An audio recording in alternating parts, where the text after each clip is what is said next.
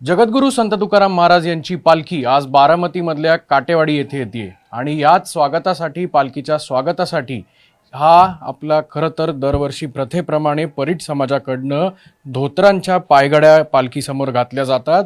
खरं तर हे धोतर म्हणजे या धोतरांच्या पायघड्या याचाच अर्थ असा आहे की आदरपूर्वक खरं तर वस्त्र जे आहेत ते देखील पालखीसमोर अंतरले जातात, जेणेकरून पालखीचा जो विसावा काटेवाडीमधला आहे त्या ठिकाणी परीट समाजाकडनं एक खरं तर श्रद्धेची चादर याला जर म्हणलं तर चुकीचं ठरणार नाही। गेल्या अनेक वर्षांपासून हा मान जो परीट समाजाला मिळत चाललाय। आपण पाहू शकतो या धोतरांच्या ज्या सगळ्या पायघड्या आहेत त्याला आता इस्त्री केली जाते आणि पालखी जेव्हा काटेवाडीत येते तेव्हा याच धोतरांच्या पायघड्या ज्या आहेत त्या घातल्या जातात।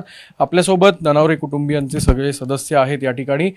किती वर्षांपासून ही परंपरा सुरू आलेली आहे आणि नेमकं आपण काय काय पालखीसमोर किती पायघड्या असतात, किती जण असतात? ही परंपरा आमची तिसरी पिढी याच्यामध्ये काम करत आहे आणि याच्यामध्ये 7 ते 7 धोतर असले तरी त्याच्यावर काम चालतं। किती दिवसांपासून तुम्ही याची तयारी करता असता? कसा उत्साह येतो? ह्याचा उत्साह इतका व्यवस्थित, आम्हाला इतका आनंद होतो याच्यामध्ये। आणि खरं तर मला ह्याच्यामध्ये एका सांप्रदायिक व्यक्तीची आठवण काढाय मला लय आनंद होतो। त्या गावातल्या सांप्रदायिक व्यक्तीने मला ह्या क्षेत्रामध्ये इतका उत्साह आणून दिलाय।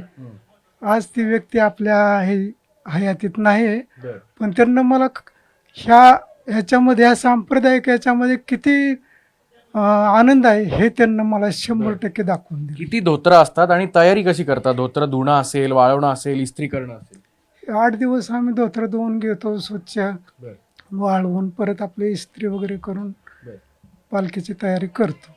कसा उत्साह आहे? यंदा थोडासा आभाळ आलेला आहे, पाऊस आहे, त्यामुळे धोतर वाळतायत का? वाळतात धोतर आणि उत्साह ह्या पावसामुळे उलटा जास्त उत्साह आहे।